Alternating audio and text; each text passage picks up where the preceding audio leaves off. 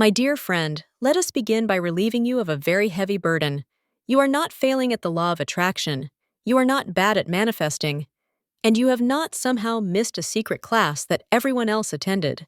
You are already using this law every single day. Whether you believe in it or not is quite irrelevant, and Florence would smile at that idea. Divine law does not require belief to operate, only recognition to be directed. People often reject what they do not understand. That has always been the case. Electricity was once considered dangerous nonsense. The mind itself was once thought incapable of influencing the body. And yet, here we are. The law of attraction has suffered the same fate, not because it is untrue, but because it has been made unnecessarily mysterious. Florence never taught confusion. She taught clarity. She did not speak of the universe as a vague, distant force floating somewhere beyond the stars. She spoke of mind, of word, of law, and of the inner pattern that expresses itself outwardly. And here is the simplest truth you must understand. Everything you see, including yourself, is energy in form. This is not mysticism. This is not poetry. This is not a guru's fantasy after an evening of poor dietary choices. It is science. Everything on this planet is composed of atoms. Atoms are in motion. Movement is vibration. And vibration is frequency. You are not solid in the way you think you are. You are structured energy, ordered energy, intelligent energy. Florence would have said you are an idea in the mind of God, expressing itself through form. Different arrangements of this energy create different experiences: a chair, a tree, a body, a thought, a mood. And because everything vibrates, everything communicates. Your thoughts are not silent, they are signals. This is why Florence insisted so strongly on the spoken word. She understood something that modern science later confirmed, that thought and speech impress upon substance. Your inner conversation is not harmless background noise. It is an instruction.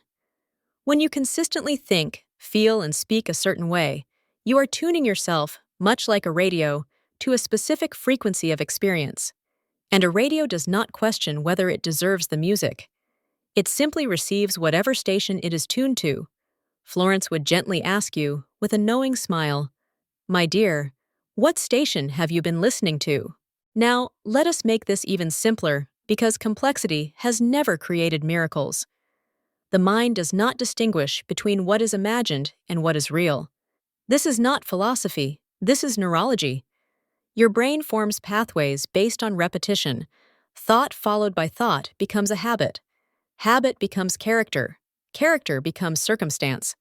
Florence described this as the subconscious accepting orders without question. If you continually impress fear, worry, resentment, or lack upon the mind obediently carries those instructions forward. Not as punishment, not as judgment, simply as law. Your thoughts produce chemical responses in your body. Negative thinking releases stress hormones. Positive expectancy releases calming, stabilizing chemicals that bring clarity, confidence, and openness. Florence might not have used the word serotonin, but she certainly understood its effect. She knew that joy was not an emotional luxury, but a spiritual position. And this is why trying to manifest from frustration rarely works. You cannot tune the radio to joy while emotionally broadcasting despair. Now, here is where Florence gently parts ways with much modern law of attraction teaching. She did not encourage strain. She did not promote obsession. She did not suggest visualizing with clenched teeth and desperate hope. She taught expectancy, an inner knowing that what is rightly yours cannot miss you. She taught that man's work is not to force outcomes, but to align consciousness.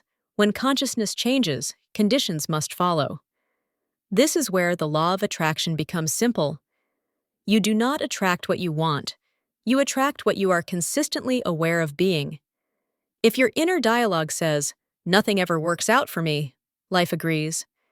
If your inner dialogue says, "I am always guided to the right place at the right time," life again agrees. Florence was very clear on this. She said, "Every man is a golden link in the chain of his good." Now, pause here for just a moment. And if this idea is landing for you, if something inside you is quietly nodding rather than resisting, leave a comment below and simply write, "I see it now." Not for me, for yourself. Because acknowledgement is the first movement of power. Now, let us bring this home. You do not need complicated rituals. You do not need to beg the universe. And you certainly do not need to fear doing it wrong.